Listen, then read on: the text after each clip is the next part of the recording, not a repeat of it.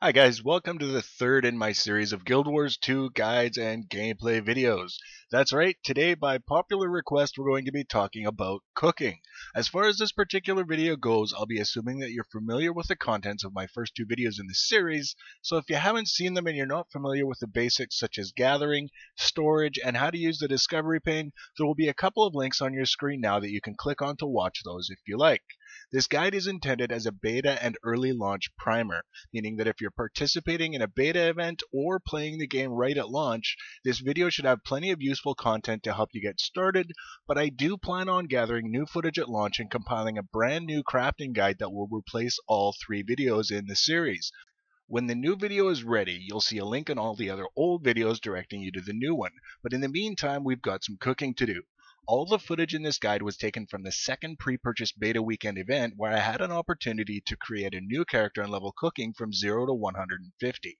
I had a lot of fun with it, and I think I can safely say that if you like to cook in the real world, you'll definitely want to give cooking in Guild Wars 2 a shot. Whether you're a real life foodie or you just want to be able to make consumables that provide your character with some pretty awesome buffs, there are sort of two different extremes when it comes to how you progress your cooking. On one hand, you'll have players who generate in-game wealth somehow, and then sort through the wiki and plot the most efficient recipes to level on, and then buy all their ingredients from vendors in the marketplace and power level their cooking.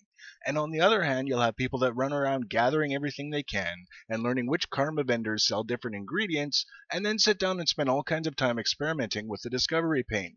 Realistically, I think that most people will fall somewhere between those two extremes, but for the purpose of this guide, I'm going to assume you're leaning towards the gathering and experimenting side of things.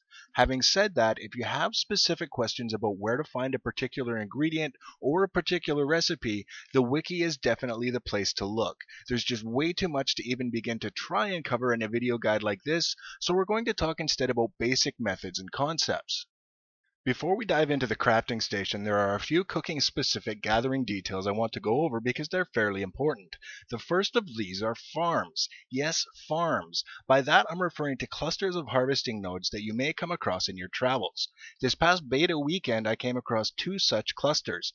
One was full of lettuce and the other was loaded with potatoes.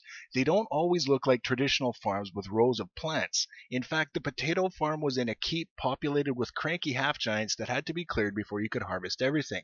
I found this developer comment on the beta forums that describes them in more detail, and since I don't know if it will be legible in the final video, I'll read it out loud. This is from Lindsay Murdoch, and it reads, "Glad you like the farms, that's what I call them too. There is indeed one per map. Farm nodes are on a 23-hour timer, so you can only hit them up once a day, but since there are always 8 nodes in each farm, you still net a lot of mats, and it gives you a once-a-day task to log in for.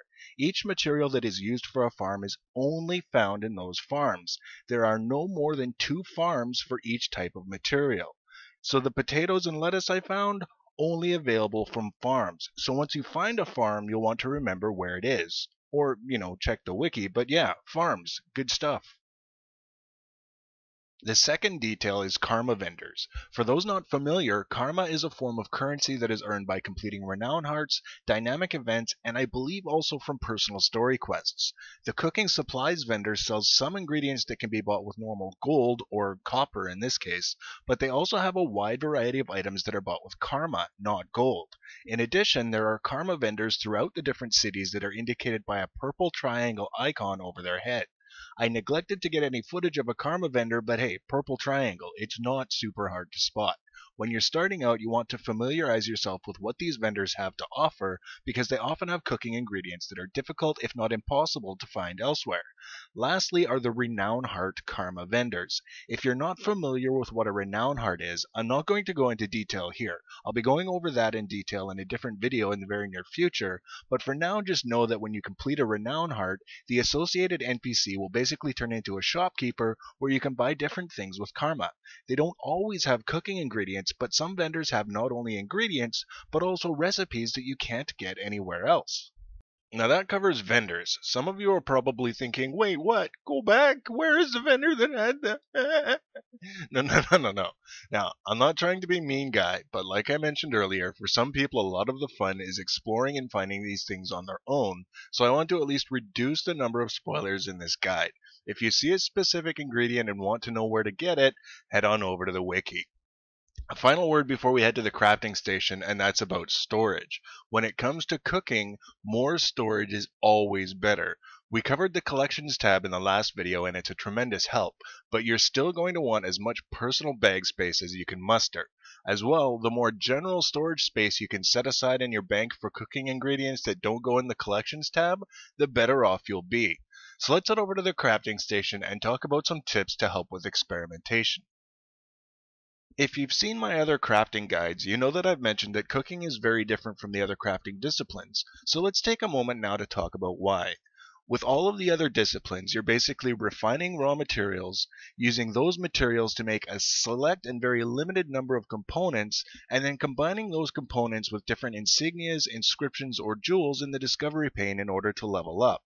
There are some other things that you can discover with those disciplines, but in terms of the leveling process, it's very formulaic.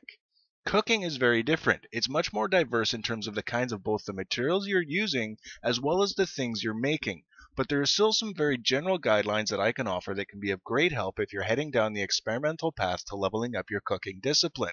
To start out, I've got the screen paused here on the cooking pane as it will appear when you start out with a cooking skill of 0. You'll see we've currently got 4 different categories of items in the production pane. We've got cooking ingredient, seasoning, snack, and soup. All 6 recipes that I have available right now were given to me when I trained the cooking discipline, and every 25 levels I'll be given a few more recipes. The first and perhaps most important tip I have to offer is that every time you get a new recipe, you want to make at least one of every new item, and then while you've got that item in your inventory, hop over to the discovery pane. Let's do that now with a pile of salt and pepper to demonstrate.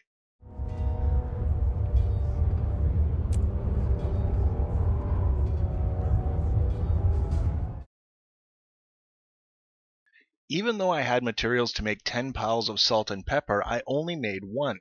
When I come over to the discovery pane, you can see that the only cooking ingredients in my bags right now are the salt, the pepper, and the pile of salt and pepper I just made. What I do here is take the item I just made and drag it by itself into one of the boxes in the discovery pane and see what it says. Here it's telling me that there are a total of 17 undiscovered recipes that use this ingredient. It's a good idea to try and do this with everything, whether it's a new ingredient you just found by gathering or at a karma vendor, a new item you just made from a recipe you were given as you leveled up, or even a new item you made with a discovery. Knowing how many of a given item you might want to have on hand can be helpful, but also in this case, because I can earn good experience from making piles of salt and pepper right now, I know I can make at least 17 of these and they'll get used eventually. Keep in mind that the salt in my inventory can go in the collections tab. The pepper in my inventory can go in the collections tab. The piles of salt and pepper that I'm making cannot go in the collections tab. So when you're making extras to have on hand, you want to be mindful of your available storage space.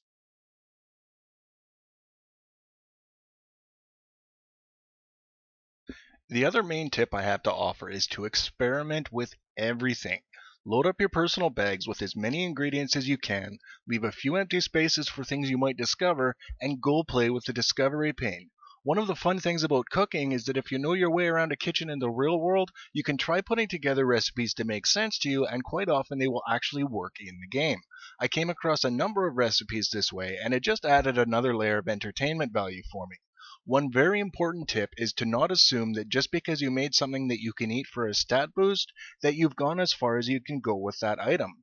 As an example, and this is a very minor spoiler, but I'm sure you won't hate me too much, you see the loaf of bread in the snack category. That loaf of bread by itself is something my character could eat to gain a minor buff, but if I make a loaf of bread and then combine it in the discovery pane with some butter, I get a slice of buttered toast. If I then take that slice of buttered toast and combine it with cinnamon sugar, I get a slice of cinnamon toast. And there's at least one other recipe I came across that used the slice of buttered toast as an ingredient, so remember, check everything. Even if you don't do too much cooking in the real world, you can still experiment and have fun. Drag an item to the discovery pane, it will filter all the other items in your inventory that don't go with that item to make a new recipe. Drag another item and just narrow down the list until you either come up with something or run out of ingredients to experiment with. Quite often you'll get 2 or 3 ingredients that go together in the discovery pane, but you're missing 1 or 2 of the ingredients that you need to complete the recipe. So just keep it in the back of your mind and try again later when you've got more ingredients to work with. There's one final note I want to make. Let's say, for example, that you level your cooking to 75 and you come across a new ingredient somewhere that you haven't used before. When you take it to the discovery pane, you find that at least one of the recipes you can discover with that ingredient is, say, level 25. Your first thought might be that there's no point discovering the recipe because it won't earn experience. That was my first thought as well, and my first thought was wrong. Even if you're too high of a level to get experience from the combine, you'll still get experience for the discovery. Not only that, but that low level recipe you just discovered might be an ingredient in a higher level recipe later on. So in case you missed it, check everything. As I mentioned at the start of the video, I leveled cooking from 0 to 150 during this past beta event. If you don't want any spoilers, I'll take a moment now to thank you for watching. If you like what you see, I've got plans for lots more Guild Wars 2 guides and videos in the future, so if you haven't done so already, subscribe to my channel so you get notified when I upload a new video. And as always, feel free to leave any comments below. On the other hand, if you're burning with curiosity and want to see some of the things that I came up with, the rest of the video is just going to be a compilation of footage I gathered while leveling my cooking. I'll just leave the screen zoomed like this so you can see a little more clearly, but as far as the commentary goes, I'm done. I'll talk to you guys in the next video. Until then, take care.